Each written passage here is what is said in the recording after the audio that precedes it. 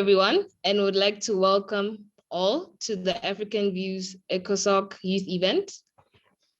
And so today we'll be having some youths from around the world sharing initiatives, stories, ideas, and solutions for future challenges. So my name is Chantal Nebo. I'm 16 years old, and I'll be your moderator for today. All right, so before we get started, I would like to thank everyone for participating in this African Views Parallel 2021 ECOSOC Youth Forum. This forum's discussions are guided by the overall theme of the 2021 ECOSOC and HLPF, Sustainable and Resilient Recovery from the COVID-19 pandemic, that promotes the economic, social, and environmental dimensions of sustainable development. Building an inclusive and effective path for the achievement of the 2030 Agenda in the context of the decade of action and delivery for sustainable development. So consideration is given to the group of SDGs that have been decided by the member states for in-depth discussions at the 2021 HLPF, which are namely SDG 1, 2, 3, 8, 10, 12, 13, 16, and 17. So we'd also like to thank everyone once more for joining this event. The fact that you made it and are willing to present and talk about your goal shows that indeed you're a very special person. So we'd like to also go through some rules. So we'd like to ask all participants to kindly remain muted unless it's the time to present. And would also like everyone to keep to the 10-minute limit, the 10-minute range, so that everyone will have the opportunity to present. Lastly, we'd also like for everyone to name their device, especially if you're going to be presenting. Okay, so to briefly introduce ourselves before the program starts, I will call your name and you can tell us a little something about you.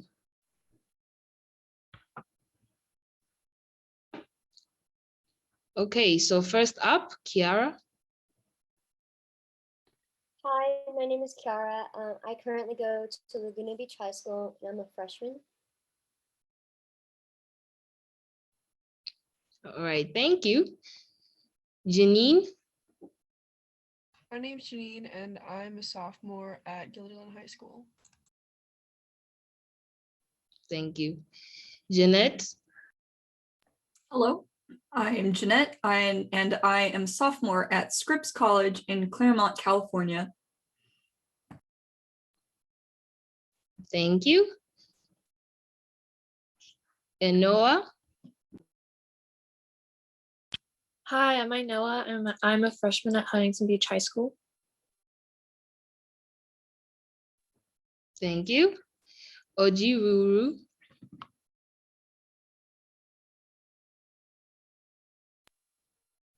My name is Isaac. I school at Angel Vision in Nigeria.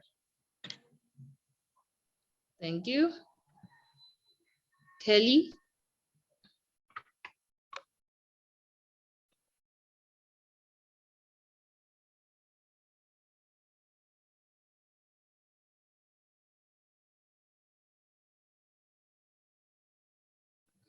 Please unmute yourself.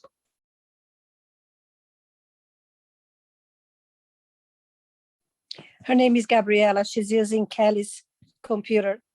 Gabby, please unmute yourself and say hello. Hi, my name is Gabby. I'm 13 years old and I moved here from Brazil.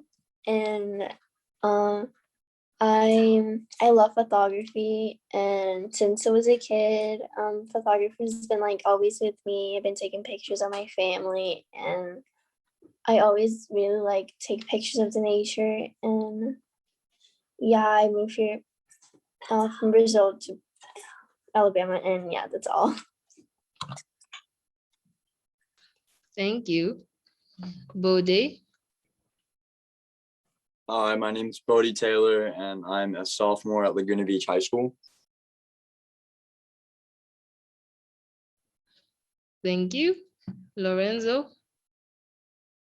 Hi, I'm Enzo, and I'm a senior at Laguna Hills High School. Thank you. Naveen. Hi, I'm Naveen, and I'm a senior at Santa Margarita Catholic High School.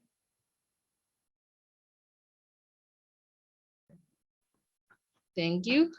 Onyeka.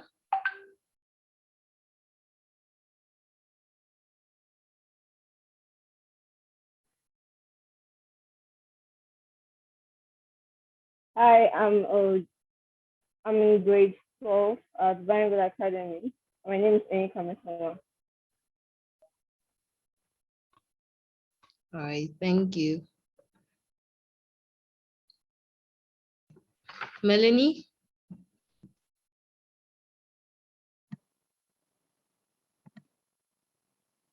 Hi, my name is Melanie Feller-Braga, and I'm Ainoa's mom. Thank you. Beatrice.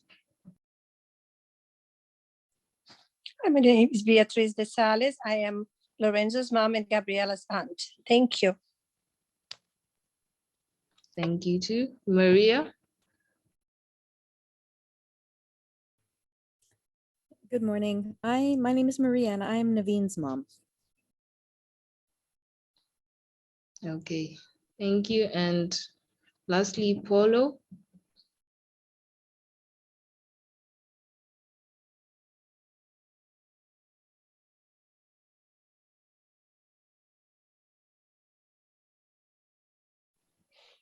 Chantel, they are the parents of Gabriella. This is the father of Gabriella. He's watching from Brazil, but they are just in the background. All the parents are just in the background. Thank you.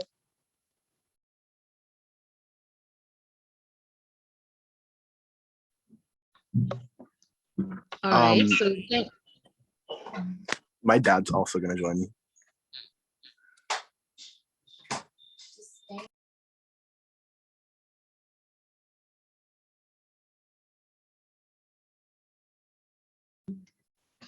all right, thank you.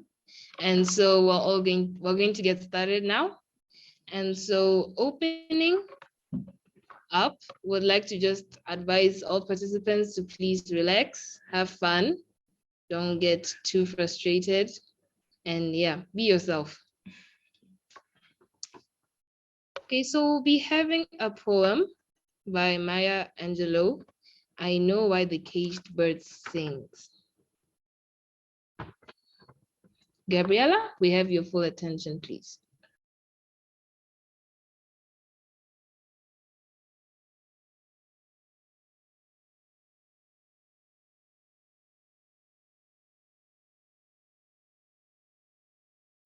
Gabby, please unmute yourself. She's coming right now, Mike. Today, just to share this poem I know that's called The Caged Bird Sings by Maya Angelou.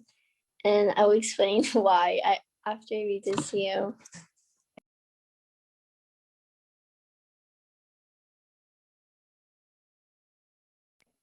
The free bird leaves on the back of the wind and floats downstream till the current ends and dips his wings in the orange sunrise and dares to climb the sky. But a bird stalks down his narrow cage, can seldom see through.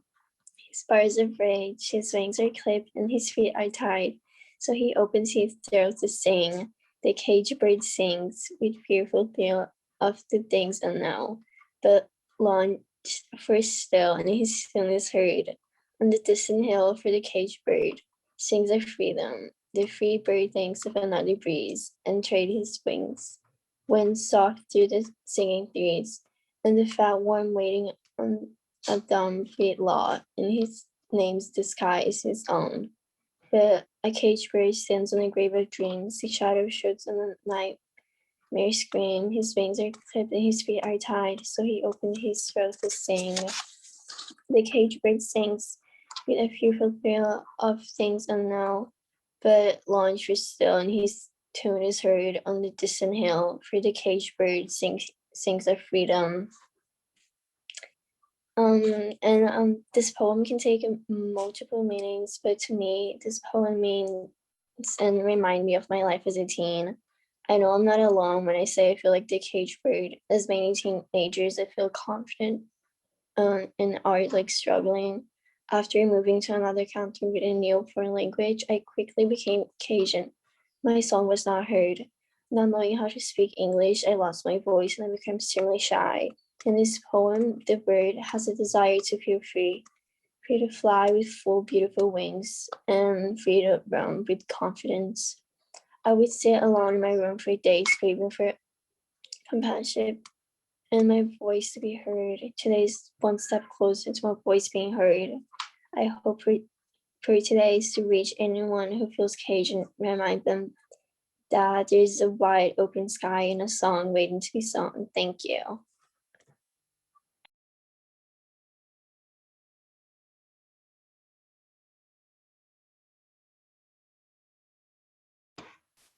Thank you very much, Gabriella, for putting your heart to that poem. It was really beautiful, and yeah, you truly brought it to life. Thank you so much. Okay, so now we'll move on to the next presenter is Enoa, and she will be talking about human trafficking.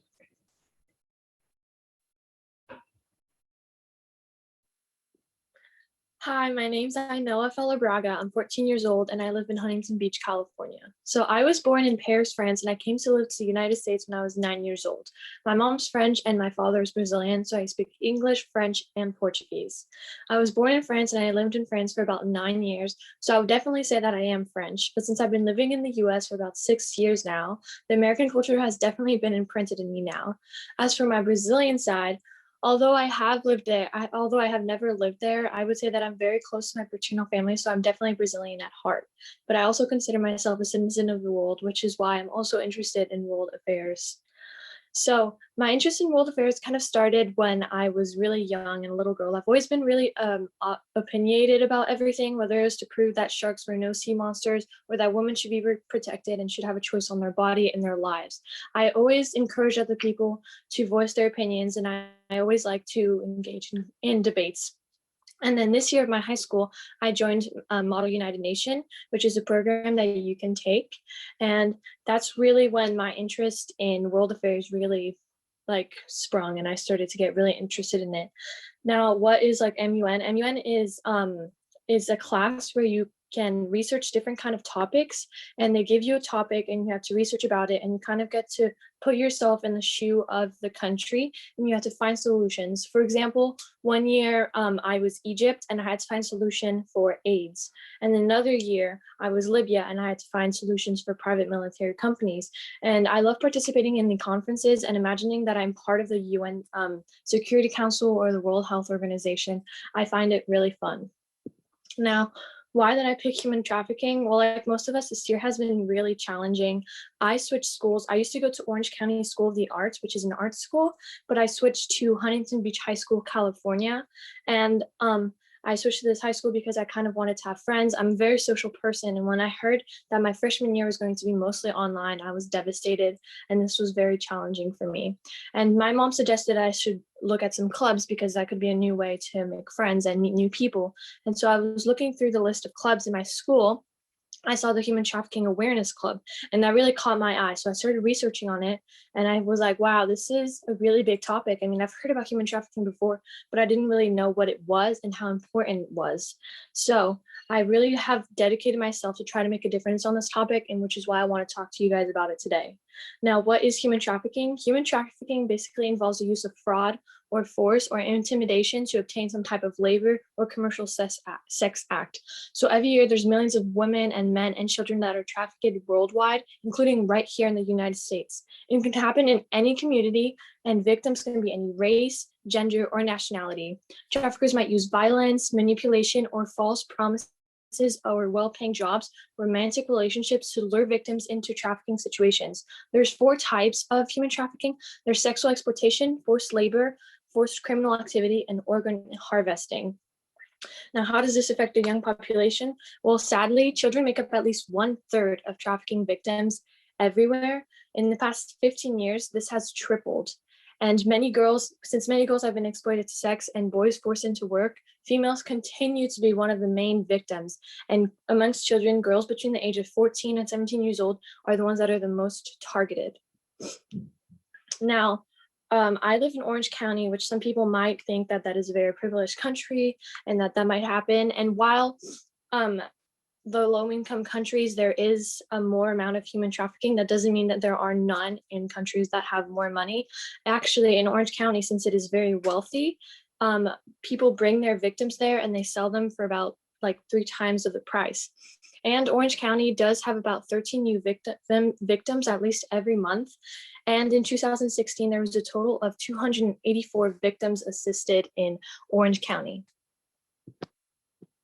Now, human trafficking and COVID-19. Well, COVID-19 has really worsened the situation than it already was. This was a major problem going all over the world, and COVID-19 had just made it so much worse. And this is because since everyone was out of jobs and kids had to go out of school, kids had to stay in their toxic household and they had to stay with their families that were like toxic and all those things. And since kids have to stay at home, human trafficking doesn't only happen with strangers. Some families can even sell their children or do like things with their children that include human trafficking. And this is really sad.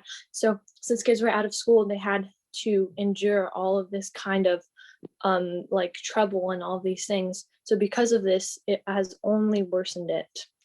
Now, there's some solutions that we can kind of think of for this. Young people like me should really bring awareness to their peers in the community about human trafficking. This issue needs to have way more attention. And so I'm doing this by joining my club, Human Trafficking Awareness Club. And as youth students become more involved, I believe that spreading awareness about this problem will really learn and teach other people how to recognize it and help and protect other people. And we can do this by supporting local organizations like the Orange County Human Trafficking Task Force. This is something local, but every state and every county kind of has their own human trafficking task force. We can also volunteer, make donations, and help organizations that are about human trafficking. There's also a human trafficking hotline. And one of the ways that we can use this human trafficking hotline is if we learn how to identify victims and traffickers. I believe that if we learn like the strategy and the psychology behind victims and behind human traffickers, we can really learn to identify them and help them if they need help. There are different kind of strategies that human traffickers use. There's like the hunting strategy and the fishing strategy. One example of the fishing strategy, this is because of social media. Because social media has increased and a lot of young children are being like at a younger age are starting to get onto social media. Kids don't really know the dangers of social media, and this is really bad. And human traffickers can, for example, put an ad about modeling for young girls and kind of try to target them. And young girls will answer to this ad and meet wherever this ad was. But of course, it'll be something completely different and it will be a harassment to these children. So we really need to watch out for that. As I said, we need to look at the psychology behind human traffickers and how to spot the victim and how to help them, and also how to defend ourselves with basic self-defense techniques. There are a lot of self-defense classes everywhere, wherever you live, there are all self-defense classes. We can also buy some self-defense weapons to help us. And last but not least, social media can also be used as a support device. I know that there are a lot of bad sides, and it is how human traffickers get their victims, but victims that have been affected by human trafficking can also go on a group, create a community, and they can kind of have a safe space and talk to each other about their experience and teach other people how to be aware of their surroundings and be more safe. Thank you.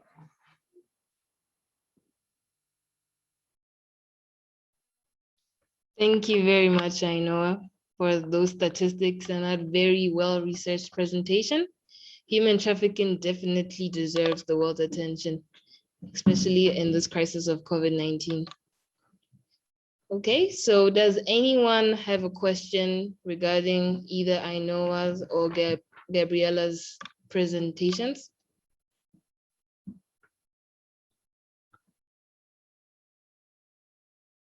If so, please raise your hand.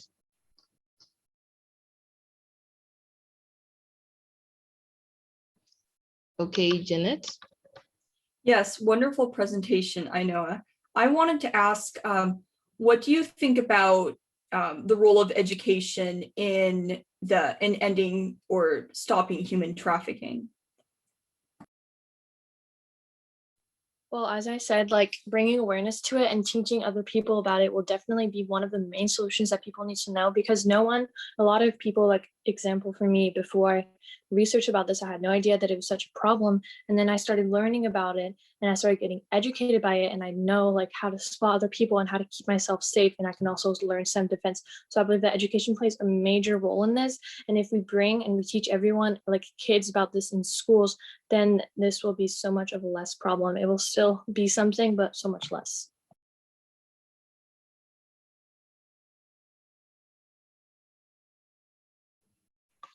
Okay, thank you. Any other question?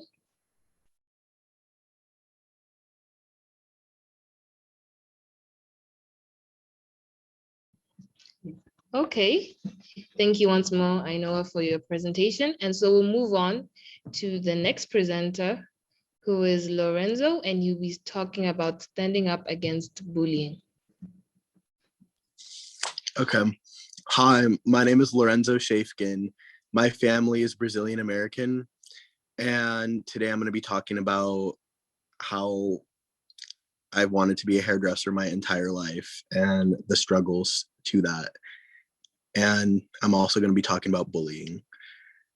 Okay, so when I was in elementary school, the kid who I thought to, hold up.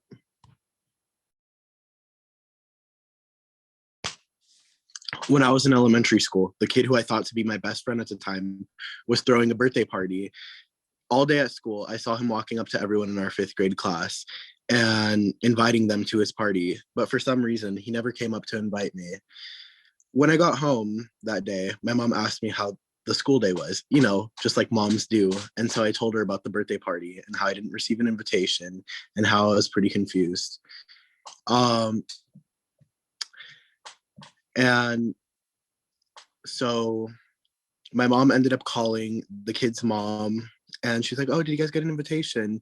We're like, no, but we want to wish him a happy birthday anyway. And she ended up inviting us. By the time I showed up to the party, we were all having fun and we were trying to come up with an idea of something to do. We all decided that we were going to play hide and seek, and that's exactly what we did. After playing hide and seek, we all ran into the garage and we all hid. As my so-called best friend at the time, he was counting. After that, he ran out of the garage and locked me inside. And I could hear their laughs and what they were saying about me inside. I sat in the dark in the garage for hours, scared, confused, alone, and unnoticed. And it was a very painful feeling. Like, you would never expect someone to do that to you, especially like the closest people to you. So I felt very betrayed. But everyone has been a victim of bullying at some point in their lives. And we all know that gnawing feeling of being left out or feeling judged by others. Preteens and teenagers especially experience bullying to such an extent that it causes mental illnesses such as anxiety and depression. Many teens also experience cyberbullying, which is when people bully others on internet platforms such as over social media or video games. I have been a victim of both forms of bullying a few times in my life, and it has made me feel small, weak, and hopeless, but it's also made me feel strong. Today, I'm here to share my story in hopes that it will help others like me know that they are not alone and that they have something powerful and uniquely valuable within them that needs to be shared with the world. As for me growing up, I found my power and confidence when I discovered my passion for hairdressing. Growing up, I used to play with my sister's dolls and style their hair. Then once I was older, I started styling my own hair as well as my friends, families, and neighbors' hair. Kids used to bully me when I would show up to school with blue sparkly hair or like a different hairstyle every day. Although I thought that like it wasn't cool and it hurt me to feel unaccepted by my classmates, and like I was the odd one out, I continued to explore and research different hairstyles because it was a way that I could express myself and gain confidence. I was so focused that it became my passion, and when I knew I wanted to pursue it in the future, I was set. I even got to be on the news one time and had the opportunity to speak about my experiences of being bullied because I like styling hair. I was also very inspired by the work of Paul Mitchell and brought that up in my interview as well. And it turns out that John Paul de Joria, the co-founder of Paul Mitchell's line of hair products, was watching me on live television, and he reached out to me. From that point on, I realized I am powerful and I have the ability to do whatever I want and not care about what others have to say, because what truly matters is my inner peace and happiness. And yeah, I want to encourage other people to be themselves and to not accept negative feedback. I just want everyone to be happy. And you find that when you find your true happiness and inner peace. That concludes my speech. Is there any questions?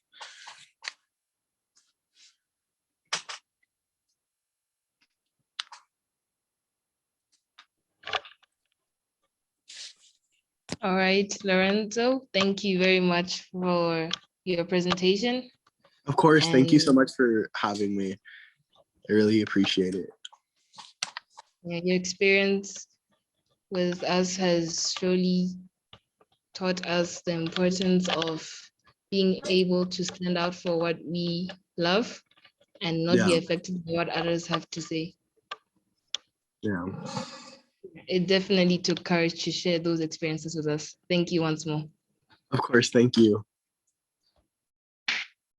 Okay, so any questions for Lorenzo?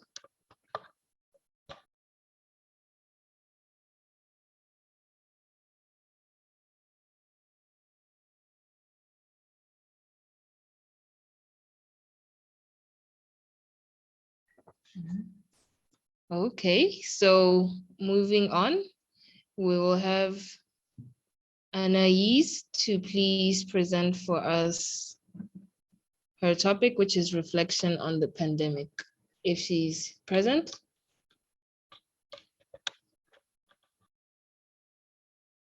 Yes, I'm here. Okay, please go ahead. Hello, everybody. I'm very happy and excited to be here with you today.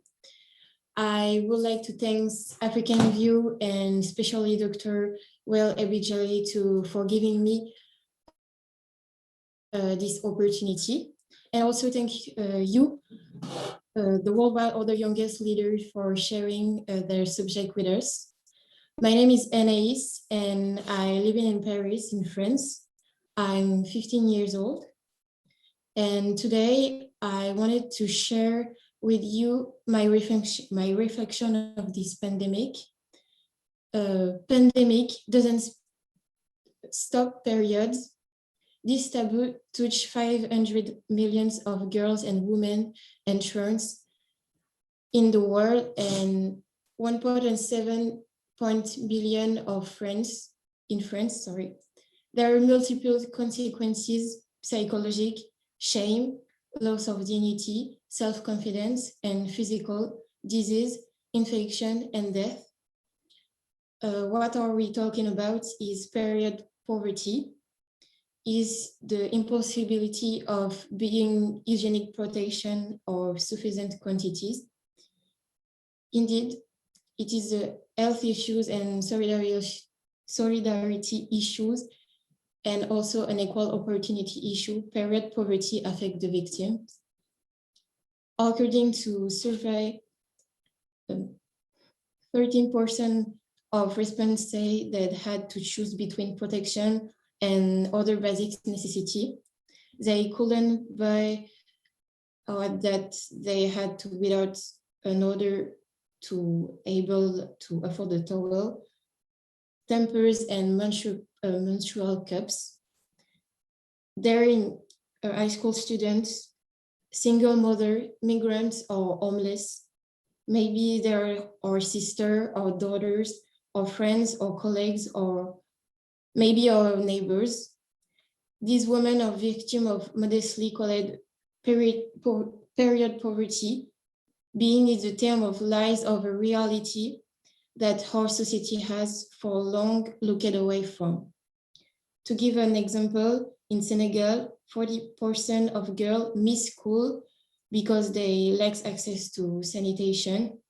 In Morocco, in rural areas, women have to make their own protection with old clothes, scrap or fabric or papers, access to period protection. During the coronavirus pandemic, more women get impacted of the period poverty. This is the problem. So pandemic doesn't stop periods. As the COVID spread to Africa, the South Asia and Latin America, the world's most vulnerable are facing a catastrophe of human proportions. A woman spend between 8,000 euros or dollar and 23,000 in the world until the menopause around day 61. And that represents, according to the BBC, British women and girls spending 1,472 pounds. And the French newspaper Le Monde counts women in France spend 5,864 euros. They count parallel spending. Belgium newspaper says that 5,664 euros are spent. The circle section so this month change of the falling of the country. And there are many solutions: free access in the location keys, purchase, state support for the part of purchase, and then it will be better address the CDG number 5 on gender equality, the CDG number 4, 1, and 8, and any others. But every individual can contribute. For example, I purchased with my own money in my high school, and I made a box in the toilet to help those who can afford protection or forget to take them. By the way, Scotland is the only country in the world their period protection are free, and it will be a good example for the other nation and the justice for the half of the humanity. And for finish, I hope to have an important topic to scale with you, help this cause, and will get worse because of the COVID. Thank you.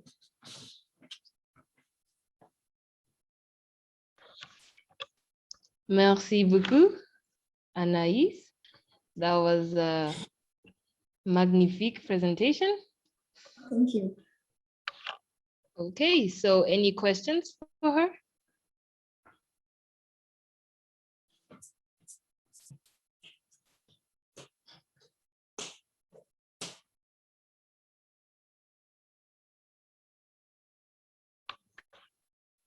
Okay, so if there are no questions, would like to then move on to our next presenter, which is Bodhi, who will be talking about how art helps him cope with his ADHD and depersonalization disorder. All right, I have the screen share here, so it's gonna be 1 second. All right, hold up while I figure this out. Screen share, podcast. All right. All right, can y'all see this? Is it working? Okay. All right. So this it's working. Okay, thank you. All right, I'm going to be talking about how art helps me cope with my ADD and depersonalization disorder.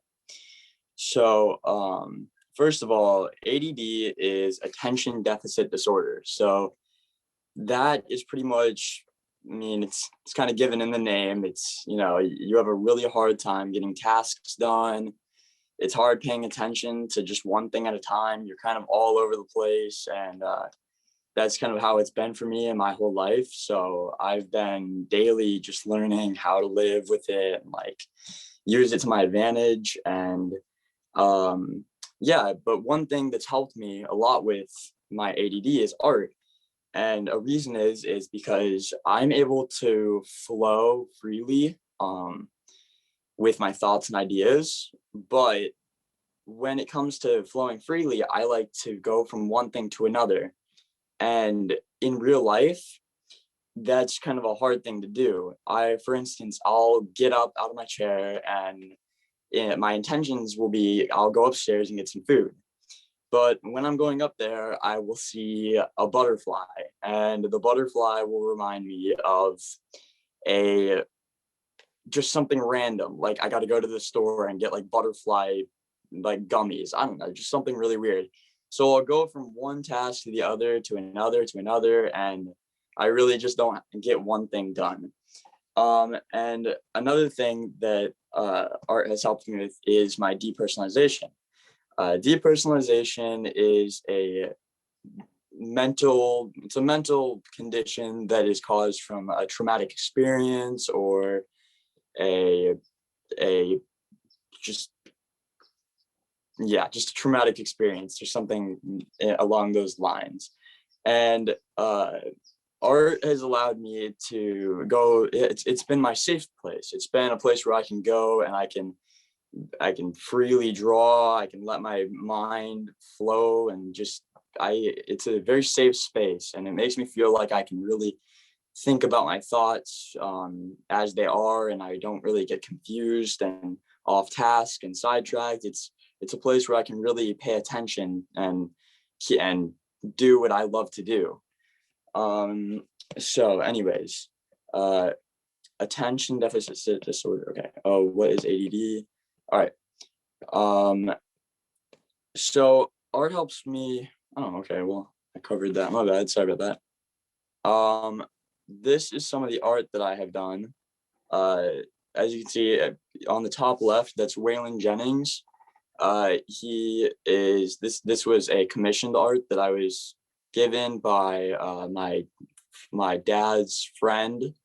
And then I also have The Iron Giant. I don't know if most of y'all have seen that movie, but that's a classic. And I have a few different types of I was going through a crushed object sort of phase where I was experimenting with lots of different kinds of different shapes and shading, and really finding diverse ways to, see things. And I got a new perspective on a lot of simple just objects.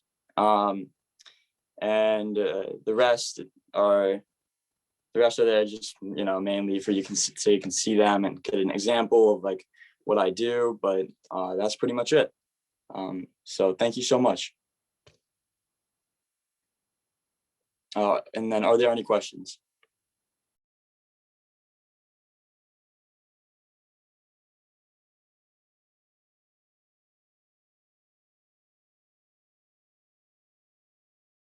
Okay, cool. Thank you so much. I have a question. Oh, okay. What's up? Yeah, Bodhi, wonderful art. I am so impressed. And I think it's wonderful that art is a way for you to manage your ADD and depersonalization disorder. And I was curious, do you see yourself doing forms of art therapy or something along those lines in the future?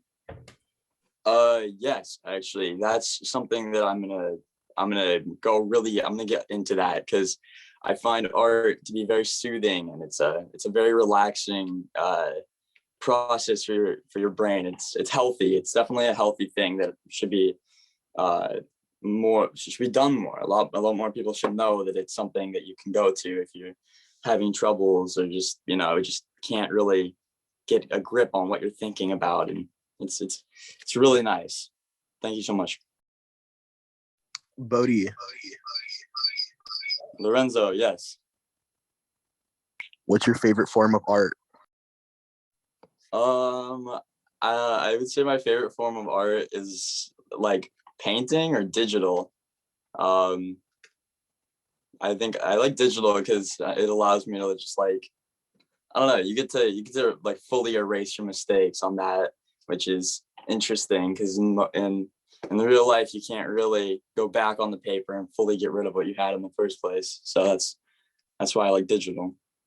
Yeah, it's also a good way for animating and cartooning.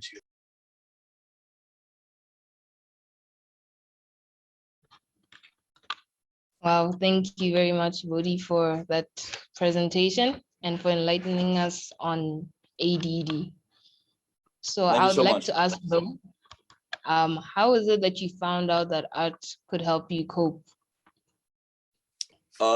So I've always been doing it throughout my life, like when I was a kid and when I was a toddler. But when I would sit down, I would always come out of after like an art project, I'd come out of it and feel a lot better. I would feel like my thoughts are just at ease. I would be relaxed. It's almost like meditation for me. And it just, because there's really no boundaries, I guess, and you can just kind of imprint your personality right onto the paper, and it's something about that, I guess. I don't know what it is, but something about it just is really, really easing to the mind and really can put things in perspective and allow you to almost look at what you're thinking, because you're drawing. I mean, you're drawing what comes to mind. So if you can visualize like exactly what you're thinking and what's going on in your brain, it helps a lot.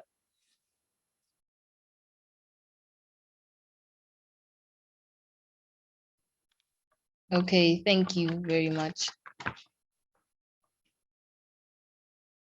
All right, so our next presenter was supposed to be Annalise, but unfortunately she won't be able to join us today. But we could watch her presentation later on with the link she's going to send. And up next, we have Isaac, who will be talking about goal number 2, which is achieving zero hunger by 2030. Okay, good day everyone. My name is Isaac Chinechera Mojiru. I would like to speak on the importance of high culture, of importance of agriculture SDG to achieving zero hunger. Well, I would like everyone to really know the meaning of agriculture on its own. Agriculture is the science, art, and practice of cultivating plants and livestock. We have importance of agriculture, to mention but a few.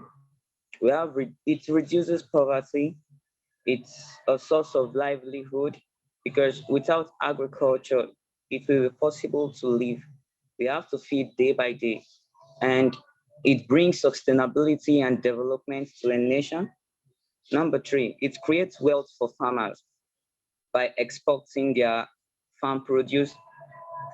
Number 4, it creates employment to the society. And we have effects of agriculture. What is affecting agriculture of today? We have illiteracy. Most of the farmers, they don't have the education on how to handle farm produce, on how to plant, on how to take care of their products, and how to harvest it. They don't have the knowledge. We have laziness. Some people think that, you have to put more effort in farm work, so they don't really desire that. No desires. They don't really have pleasure in farm work. That is the effect of agriculture today. So based on from the viewpoint of youth, I would like to be talking about how agriculture is compulsory. In our curriculum, agriculture is meant to take the position of math and English because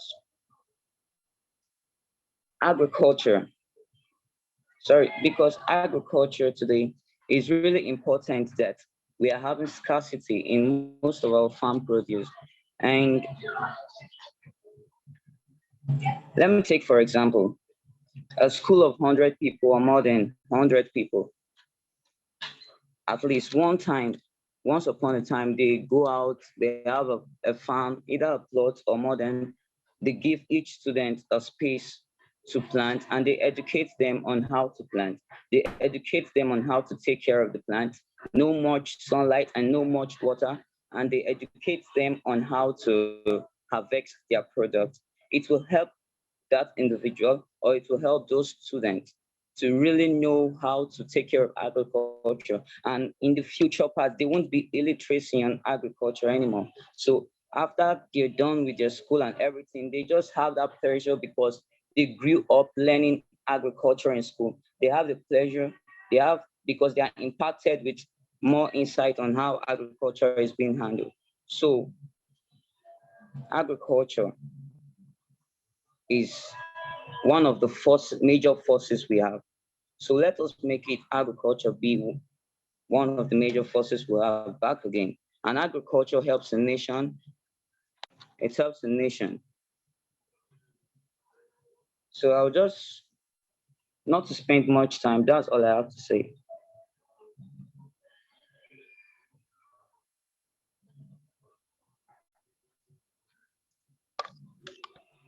Thank you so much, Isaac. It's certainly not fair that some have an abundance while others have little to none.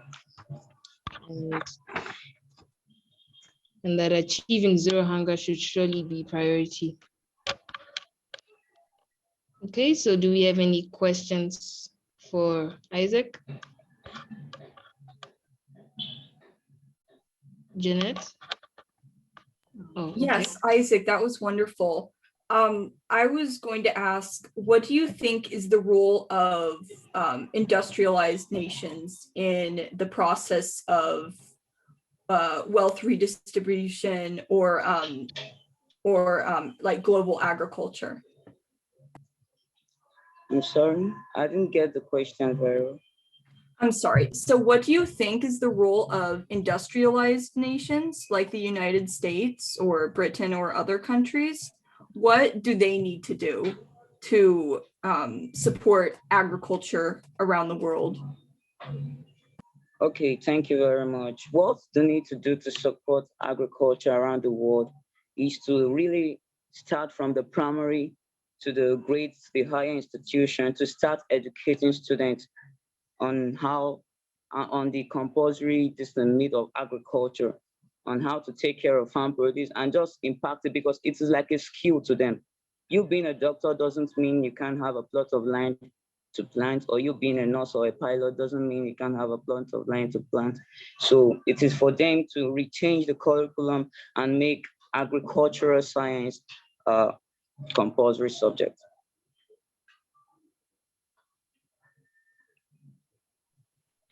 Nice. Okay, so any more questions? Isaac, so why did you choose this this subject to talk about?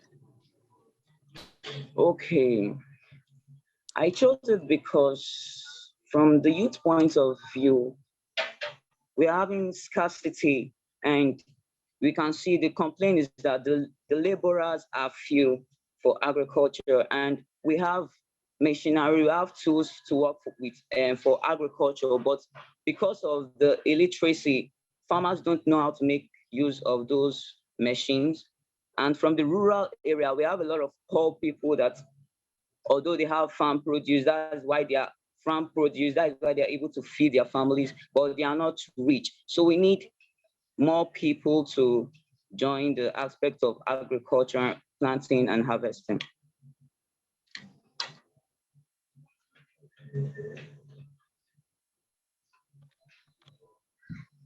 All right. Thank you once more, Isaac. Any question? All right. Okay, so we'll be moving on to our next presenter, who is Kiara, and she'll be talking about the importance of public speaking.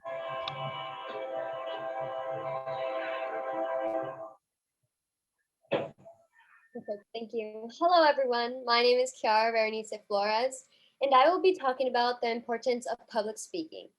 Many of you may not know, but you public speak all the time without even knowing it. One common type of public speaking is called informative speaking.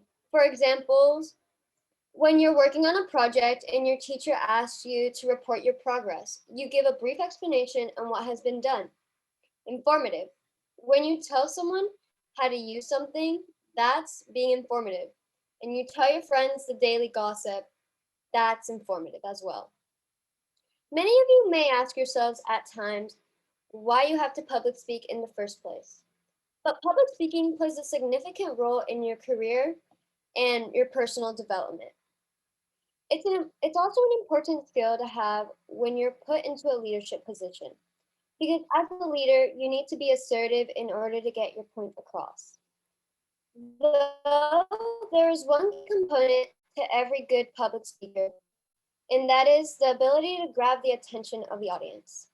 I would say in order to convince the audience, you must be able to convince yourself. This is because if you are unsure on what you are saying, how do you expect the audience to believe you? Confidence is key. Now that I have your attention, I can finally tell you the extremely important reasons why public speaking is important. 1. Overcoming glossophobia. Glossophobia, also known as speech anxiety, is a fear of public speaking. Many people try to avoid public speaking because they're scared of what people might say about them, or they're scared they might mess up. That's just nervousness, which is completely natural. It's estimated that about 73% of the population struggle with glossophobia to a certain degree, meaning you and I are not the only ones who have the fear of speaking. I have glossophobia, though it may not seem like it, but I do. My race starts pumping as if I'm at the starting line of a race. My nervous smile starts to show, and my palms start to sweat. All those feelings are feelings that is part of a process when you're becoming a better public speaker. When you're prepared and confident, you are able to overcome some effects of glossophobia. Though in reality, no one fully overcomes glossophobia. The more prepared you are, the more confident you feel. Thus, you will be less likely to mess up because you came ready. Like teachers say, practice makes perfect. Reason 2, it improves leadership skills. Public speaking is a value life skill everyone needs to develop in their lifetime. Public speaking allows you to be a leader that can show the audience what you are thinking and what direction you want to take. Speaking is often an essential skill, but is rarely tied to leadership as a critical pillar.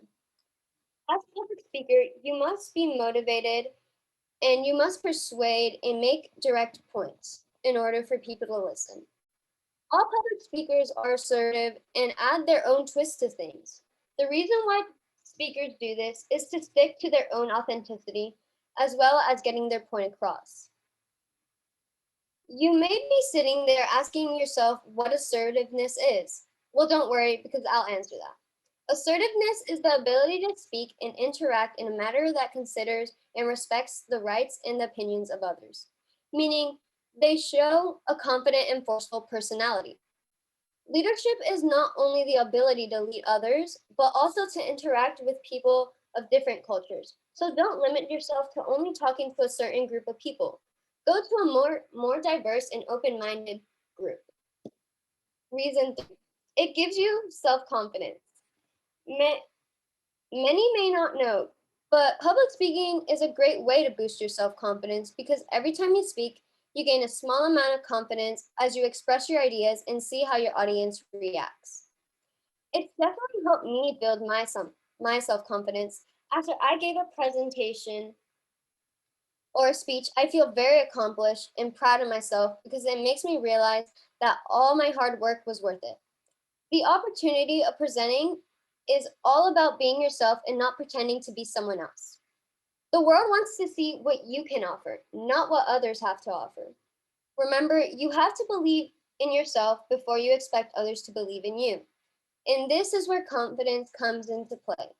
Being confident is not easy. However, noting down all your accomplishments and even the little victories you have has helped me. Reason 4, it helps you find your voice. At the beginning of your first public speaking event, you start watching and studying a motivational speaker you admire most. You want to sound like they do, and you often catch yourself imitating them just to get over it. But as you become a better public speaker, you start to find your own authentic voice. You give your own perspective on the subject and you add on to the conversation.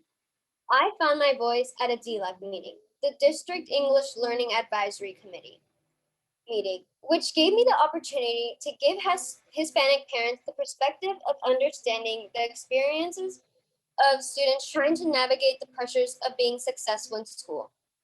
The nervousness and adrenaline rush that I felt before and after that speech is how I got past that fear. The discomfort that I felt that day is something I seek in everyday life now to continue to build my confidence. While I was in front of everyone, I felt as if I was the person I looked up to most. My sister. I have seen her build her confidence of speaking in public, which motivates me to challenge myself. So now let me briefly go over the key points. Overcoming glossophobia. All the feelings you are feeling is part of the process of becoming a better public speaker. So try to remember that the feelings are temporary and before you know it, they'll be gone. 2. It improves your leadership skills. You want to be assertive and clear as well as authentic, since once you open your mouth, you tell the world who you are. It gives you self-confidence. The audience wants to see what you can bring to the table, so keep it authentic and powerful. It helps you find your voice. As you become a better speaker, you will be able to give your own perspective and add on to the conversations. I want to thank you for listening to my speech, and I want to give you with a key piece of advice. Using your voice can help make anything possible. Yes, there will be times where you will have to challenge yourself, but know that you're not the only one. Use your voice to ask questions, use it for advocating, use it for other people, use it because it's your voice and it matters. Thank you. Now I will be open for questions. Thank you very much, Kiara, for your amazing presentation and for using your voice. You are definitely a natural at public speaking. Thank you. Okay. So any questions for Kiara? Thank you so much for your talk, for what you're teaching us. I think it's amazing. I'm learning so much with you. Thank you so much, Kiara, again. It was amazing. Thank you, Beatrice.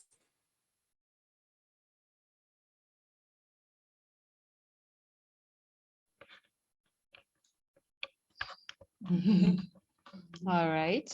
Any more questions or comments?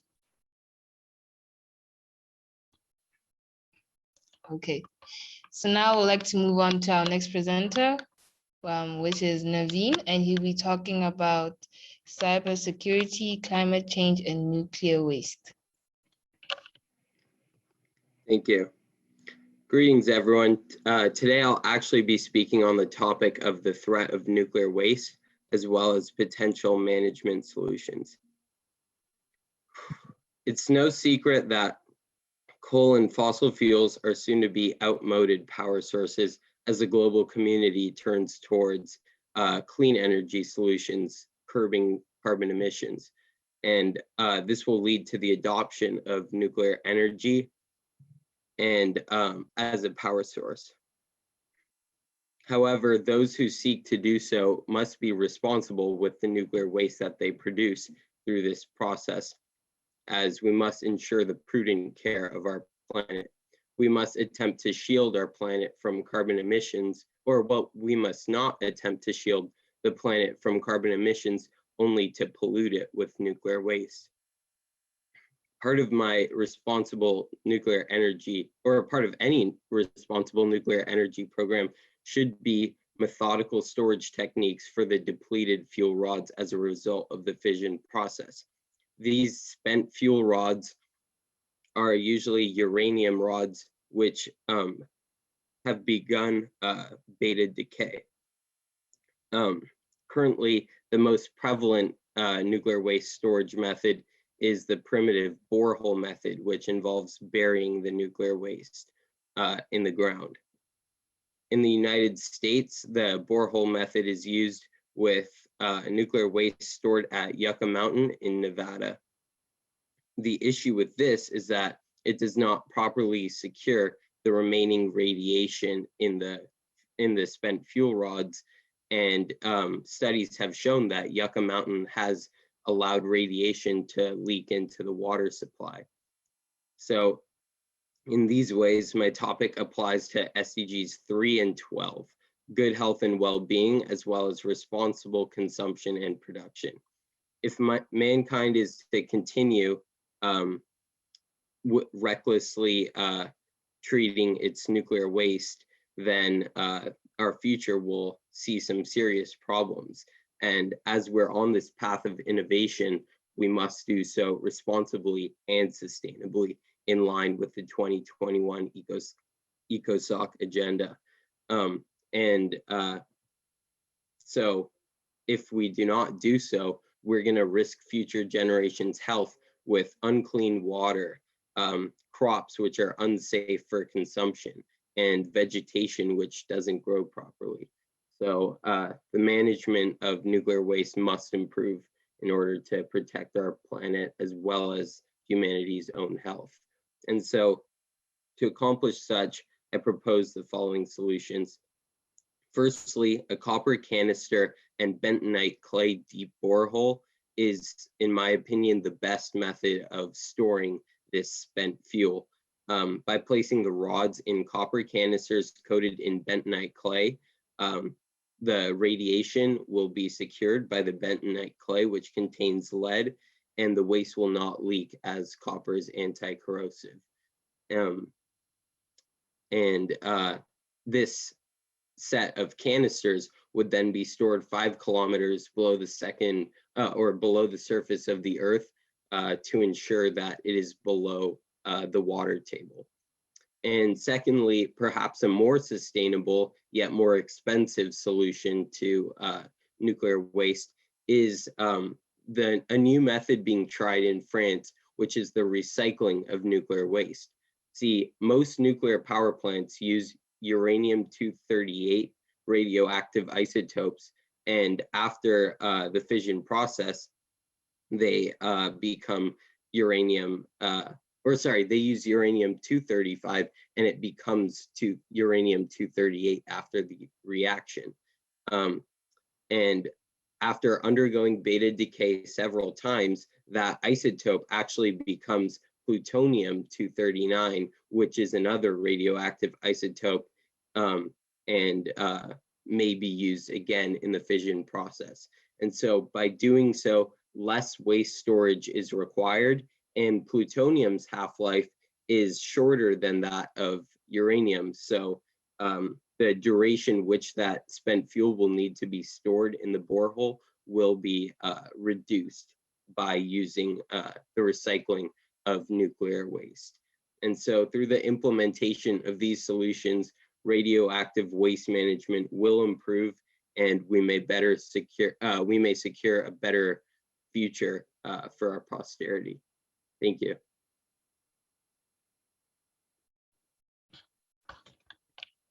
Thank you very much, Naveen. That was a very interesting and informative presentation. Thanks very much for the practical advice too. Okay, so any questions? Yes, Naveen, I really think it's interesting, this subject. I am so happy that you're talking about so we can all learn. Can you give me some examples of nuclear waste so we understand like how we can help the world and civilization next generations with that? Yeah, so while this topic is very technical and many people don't necessarily have access to a nuclear power plant or nuclear waste storage, what people can do is they can encourage their legislators within their home country and on the global stage to encourage safe and sustainable nuclear waste storage methods. Now, the nuclear waste which we're talking about would be those spent fuel rods. So the nuclear fission process involves taking a radioactive isotope rod and generating steam in the reactor core, which propels a turbine that generates energy. And that is what we associate with nuclear energy. Now, once those radioactive isotope rods are used, however, they kind of have no purpose, and they pose a threat to their local environment due to the radiation which they emanate. And so that's why I say the proper storage of the spent fuel is necessary. And of course, radiation is very detrimental to anything it comes into close proximity with. So it's essential that we protect all 7 billion of us by making sure that this radioactive waste is treated properly and responsibly.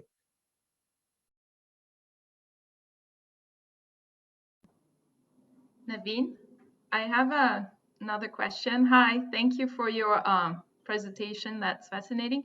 Just one question. I know that France has a lot of nuclear plants. I think, isn't the US not having as many? And then on those solutions that you proposed, my understanding is that you mentioned that France is already using that recycling process, but where does the US stand right now on this? It looks like nothing is implemented, or they're starting to implement a couple things. Yeah, where does the country stand as of today? Do you know more or less? Thank you. So I'll begin by mentioning France. France is by far the global leader in nuclear energy. They use some 80 to 100%.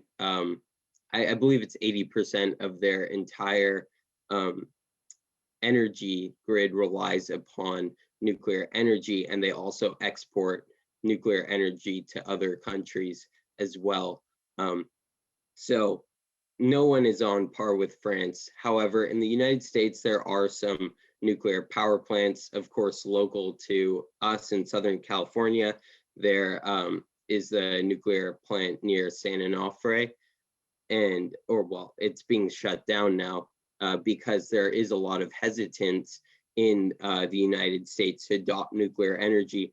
And that's why energy is, of course, a contentious topic in the US. One side of the political aisle advocates for the continuation of using oil, gas, and hydrocarbons, and the other side is adopting a climate-friendly agenda, which does not actually incorporate nuclear energy into that. And in my opinion, I believe both sides are wrong, because I think if nuclear energy is used responsibly and the process is facilitated properly, especially in a developed nation like the United States, there's no reason that this would not work. It's proven cleaner, more efficient, while there is the increased risk of catastrophe. If in every nuclear catastrophe, there have always been a slew of safety protocols ignored, or even a lack of safety protocols. So I believe in the 21st century in the United States, there's no good reason why we should not adopt nuclear energy more than we do now. Okay, thank you.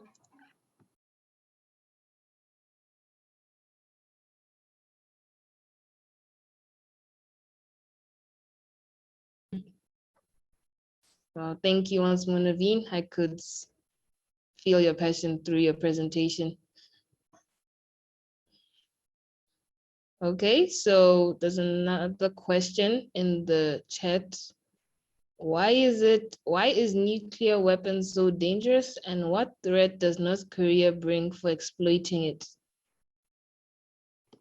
I can answer that. While my presentation didn't necessarily pertain to nuclear weapons, the threat of them is very prevalent.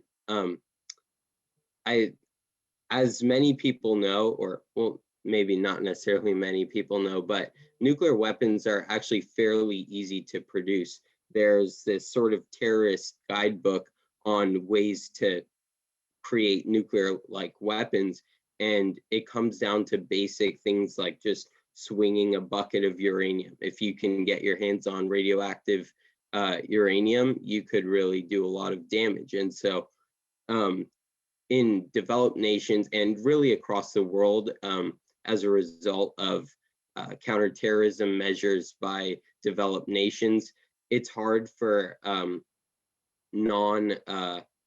non-state actors to develop and exploit the use of nuclear weapons, but countries like North Korea, which have expressed their desire to use nuclear weapons on Western countries like the United States, would have the capability to do so. However, the United States has long planned for events such as this, when they would have to face down a nuclear standoff as a result of the half-century Cold War with the Soviet Union. So there's a certain device called THAAD, not exactly sure what it stands for. It's something anti-air defense. And this thing called THAAD would be what has a high probability of taking down a nuclear missile.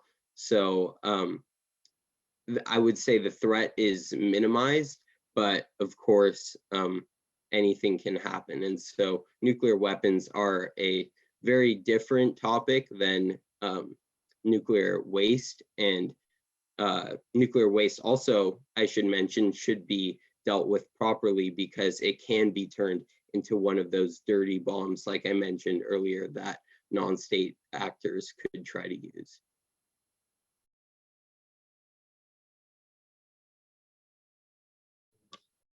All right, thank you very much for your well-researched presentation. And so any other questions?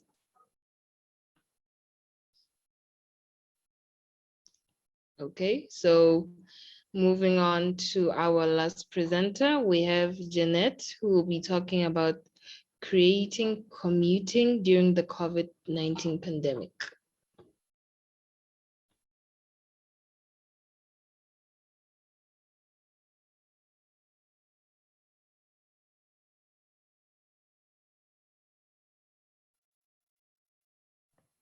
Hello, everyone. My name is Jeanette, and as I mentioned at the beginning, I am a sophomore at Scripps College in Claremont, California. And today I'm going to be talking about my family's hosting of outdoor driveway concerts and how we have fostered community.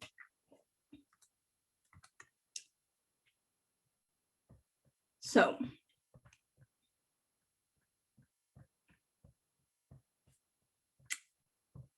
yes, in a global pandemic, many of us feel disempowered.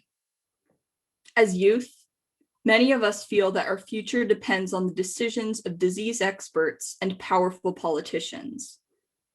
That is how I felt at the beginning of the COVID-19 pandemic. Last March, my first year on campus at Scripps College ended abruptly when the administration told the students we had to leave. The pandemic has presented severe hardships for millions of people, including musicians. The day I left campus was the same day my mother, an orchestral violinist, had her work canceled for almost an entire year. My father, a music teacher, had to adjust to online teaching. I, too, continued college online, adjusting to the technical challenges of Zoom music lessons. As an aspiring musician, I began to question myself. Why was I pursuing music when orchestras and opera companies were shutting down around the country? When the world called for scientists, healthcare workers, and world leaders to solve a global crisis, how could a young musician such as myself serve the greater community? The answer came a few months later. That May, Scripps College offered a grant to students who wanted to support their communities in the midst of the pandemic. I realized that I could use my lifelong passion, music, as a form of social community action. I earned the grant to present outdoor, socially distanced driveway concerts for neighbors and friends. My parents and I had already hosted informal neighborhood concerts earlier that year. But because our neighbors kept asking when we'd be hosting the next concert, we decided to take advantage of the grant to enhance our performances. I, along with my parents, planned a repertoire list for concerts, and ordered the music. We converted our garage into a concert hall with homemade curtains and ordered pre-packaged beverages for concert attendees. My mom applied her graphic design skills to create flyers for the events. We could not carry out these performances without the help of our next door neighbors who provided the decorations and 2 other neighbors who helped set up the audio system. To maintain social distancing and minimize contact between audience members, we asked that attendees wear masks, bring their own seating, and sit at least 6 feet apart from those outside their family units. I now present some photos of the concerts as well as a short video. So this is myself performing solo voice. This is my dad on the bassoon, which is his specialty instrument. The bassoon is a wind instrument for those who don't know. That is me at the piano. And this is our family trio. And this is a recording of myself performing the song Del cabello más sutil, or Of the Softest Hair, composed by Spanish composer Fernando Obradors. And I chose this song because it is about the preciousness of contact with someone else. It's literally about, wanting to touch someone's hair, and such intimate contact is something so rare during a global pandemic, and it's so special. Also, especially during such difficult times, music is an outlet and an escape for me and for many. So I will now play the recording, and please let me know if it's audible.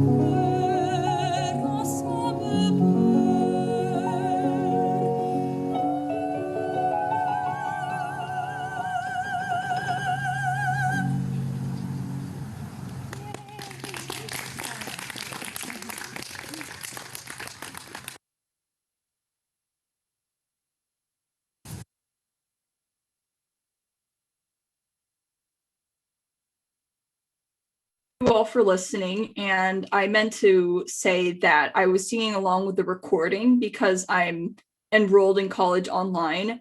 I take music lessons online, and the recording was from my vocal accompanist. She sends us accompaniment tracks to sing along to. So that is the reality of online college for me. And to continue, the response from our neighbors during the concerts was overwhelming. We found gifts of flowers, wine, fruit, and baked goods on our front porch, as well as earnest thank you notes. Listeners applauded us in person and on social media. Toddlers, elementary school kids, and adults sent letters with suggestions for future concerts. A neighbor mentioned that the driveway concerts gave her an incentive to shower. The concerts were particularly special for my parents and me. They provided special occasions amidst the monotony of shelter-in-place life. They allowed us to connect and reconnect with neighbors that we otherwise wouldn't be able to talk to. My family did not save the world from COVID-19. Relatively speaking, the concerts affected a small number of people, but we made those people's lives a little bit better. This is my advice to young people who doubt their abilities to create change. Start small and start local. Prioritize meaningful connections with the people around you. Consider your own interests. Every speaker today has his or her own special talents and visions. You don't have to be a brilliant scientist or a frontline worker to improve someone else's life. I quote this American proverb, "From small beginnings come great things." Before we conclude, I want to thank our host, Dr. Wally Ajibade from African Views, and Beatriz de Sales for their incredible mentorship. I also want to thank our wonderful moderator, Chantel, and the other youth speakers for sharing their thoughtful stories and insights. Finally, thank you to all that watched the program today.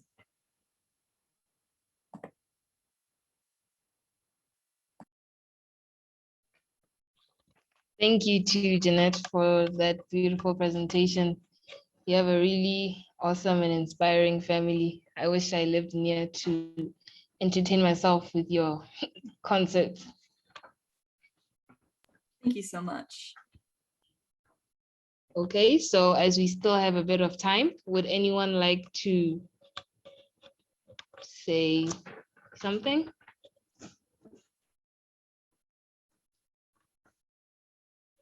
Okay, maybe firstly regarding Jeanette's presentation.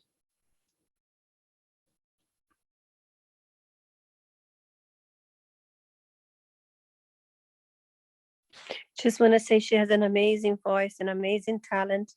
Every time she sings, like people feel like goosebumps, emotion. It's very emotional. She's so talented. She already sang. She got a Grammy award with her group of choir for singing with the Aerosmith. She sang for Beyonce Mass. She has a really, really wonderful potential and future ahead. So congratulations again, Jeanette, for what you're doing. You're an amazing musician. Thank you so much, Beatrice. All right, any other questions or comments?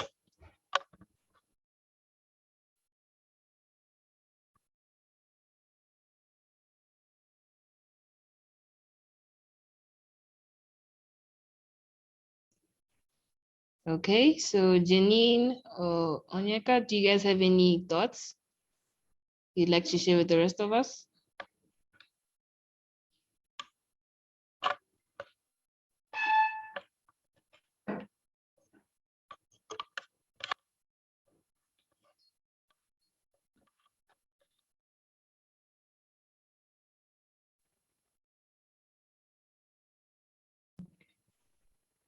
I actually really appreciated what everybody said. I listened to everybody and we brought together so much thought.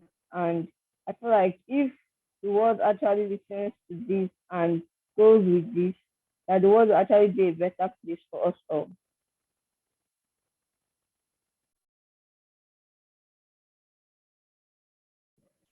All right, thank you very much, Onyeka. Janine? I'd just like to say that everybody did a wonderful job, and it was an honor to get to listen to all of you talk.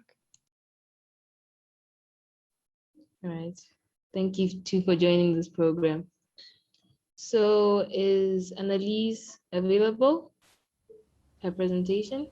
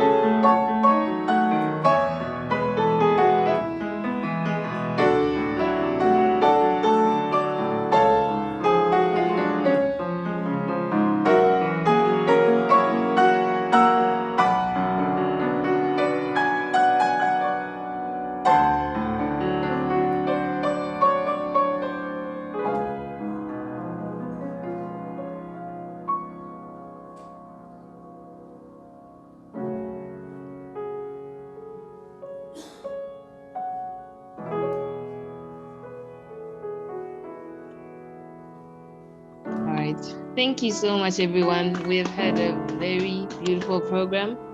And for the participants, Kiara, Isaac, everyone, guys, thank you so much. And your presentation is really on point. And yes. Okay, so I think we've come to the end of our program. And I'd like to thank the organizers once more, Dr. Wale, Miss Beatrice, my mom, Queen, Miss Queen, Haija, Mrs. Esther, Miss Tinashe, and Mrs. Jessica Larty. All right, guys, thank you once more. Thank you so much, all of you who helped us also here in the western part of California. Thank you. All right, thank you, and we'd like to thank the parents for joining us in this program. And so may everyone please unmute themselves and give themselves a round of applause, please.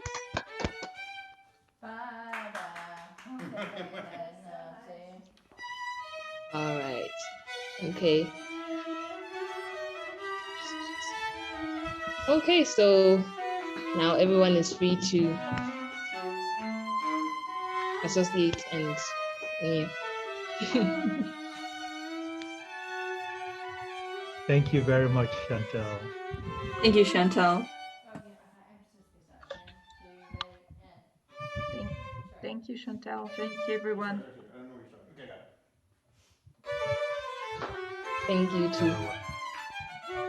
Have a lovely day. Thank you so much. It's a great program. Fantastic. Thank you. Thank you. All right, bye. Thanks, bye. Bye-bye.